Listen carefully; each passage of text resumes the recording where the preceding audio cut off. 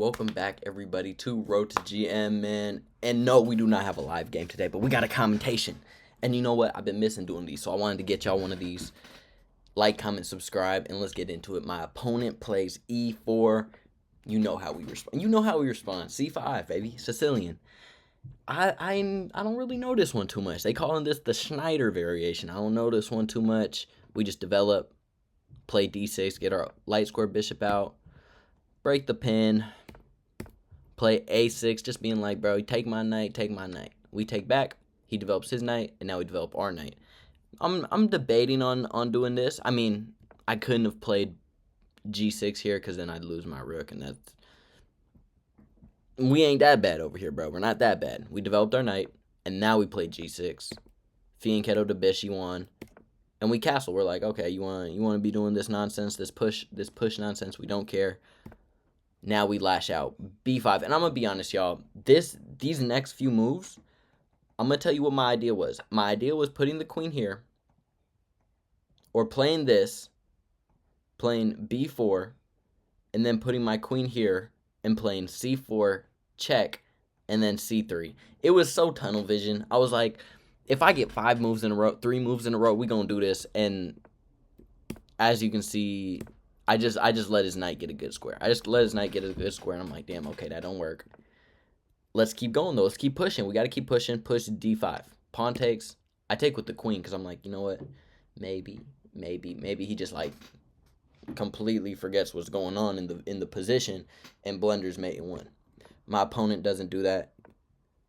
And now I play rook A to A8 to A7 because my opponent had a potential fork.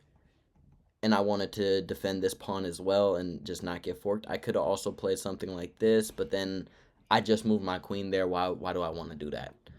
He plays H3, and now I line the rook up on the E file, getting ready to push my E pawn. He jumps the knight in. I chop. He chops. I'm winning a pawn, big fella. I'm just simply winning a pawn. I'm simply winning a pawn after all those trades. I take the pawn, he takes my queen, I take back, he takes my bishop, I take back. We're just up a clean pawn, and we got eyes on this pawn, potentially 2. He defends with the knight, and now I just centralize the rook, put it on the open file.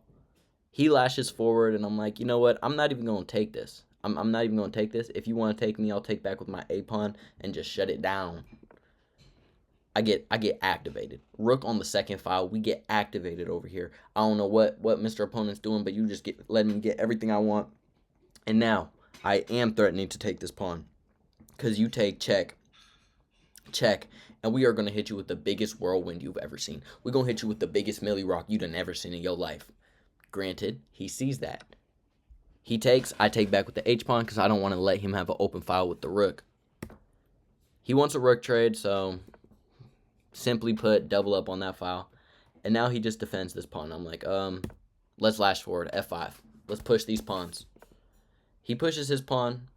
And low key, maybe I do have this check. Take, and then bring the other rook down, check. But I just kept pushing. E5. Just pushing my pawns, getting ready for some F4 nonsense. He pushes his pawn, and I'm like, okay, well now I will take your rook, come down with my rook, and pick up that pawn. Now I'm just up a clean 2 pawns. He takes my pawn, I take back. We're just up 2 pawns in the end game. And we still have this potential. He centralizes the rook, and we just play A5. He gives a check, and now I'm debating. Do I go up, step here, or step here? I step up this way. Probably should have just went here because he can start doing some nonsense. But now here I'm debating between 2 moves. Rook E2, just hitting the knight straight away, or Rook A3 to capture this pawn. And you can't protect this pawn. And when I take, it's with tempo on the knight. So I elect for Rook A3 was that top engine move. Rook A3 was top engine move. He gives a check, and now I start running. He jumps the knight in, and I'm like, he wants this pawn. He wants this pawn. I'll just take that pawn. He takes that pawn first. And now I'm like, well, hold on now. Let me take this pawn with check and then slide my rook down again and give you a check you can't take because the bishop guards from deep. And now we control this pawn right here. We control this pawn. He moves the king. And I'm a runner. I'm a runner at heart. I'm Denver Broncos, let's ride, but I'm really a Seattle Seahawks fan. I'm not no Denver Broncos fan. Seattle Seahawks, let's fly. Seattle Seahawks, let's fly. Russell Wilson, you should have said that for us. But B3, you can take this pawn. You want that pawn? Take that pawn. You want that pawn? Take that pawn. You want that pawn? Take that pawn. He wants that pawn. Take that pawn. But I'm a runner. I'm a runner and I'm a track star, but I hate running. B2. How are you stopping this pawn? You can't go there because I just take. You can't go there because I just push. You can go there. You can go rook to b5 to stop promotion. But rook b5, queen, bishop covers. So he plays rook to a6 and resigns right here because 1, I'm queening. 2, you can't take that. Like I said, rook holds it down from deep. Rook holds it down from deep. It's doing more than just defending the pawn laterally. It's holding it down from deep. So here my opponent resigns. Get him out of here. We got played at a 91.1% accuracy, and we played at a 2300 level. That's high level IQ right there. 2300 over how many moves? 40. 2300 rated. Man, I might be an IM. I might just be an IM. I will not know IM, NM. But like, comment, subscribe. Y'all gonna get a second video? Y'all gonna get 2 games? If I can get 2, you might get 2 games. Let's go. As promised, man, 2 games. So 1951. This is a new peak right here. 1951. Unfortunately, I dropped back down. I'm like 1939 right now. But beyond that, enjoy this game. E4. Sicilian defense once again. We take, and he plays the Smitty Moore, and I'm like, nah, we gonna push that pawn. He takes with the bishop. I develop the knight. And now I get ready to fianchetto to Bishy1. Fianchetto to Bishy1. And we do so. He steps up the queen, and I'm like, oh, he just wants to trade it off. Let me not develop this knight just yet. Let me play e6. Which is so dumb. I don't know. I meant to play d6. D6 is the move I meant to play. I remember this. I played e6 being like, oh, I need to get my bishop out. Playing e6, don't get my bishop out. What are you doing, Franz? It's cool. We played e6. And now we're like, okay, well, we gotta do something about that. We play d5. Pawn takes. I take with the queen because, you know, we just want to get real deal spunky. He castles, and now I play knight to f6. And the idea is, well, you go here, I'm just going to castle. Well, he goes there, I'm just going to castle.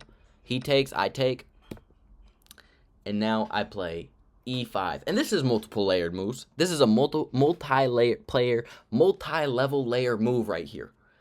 e5, at first glance, it's just a fork, but it also opens up the bishop to pin. And here he plays rook to d1, trying to stop being like, well, if you take, I'm going to just take and your queen's under attack. But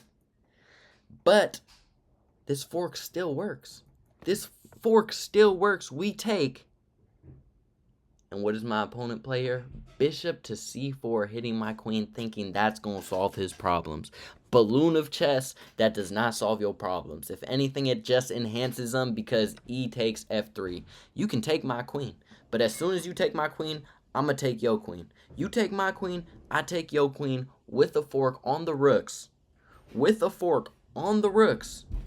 His best move is to just take like this, but then I'll just take, damage your structure, be up a smooth piece, and we're going to call it a day. And here my opponent resigns. And this is how I hit my new peak. Like, comment, subscribe. We out, fools.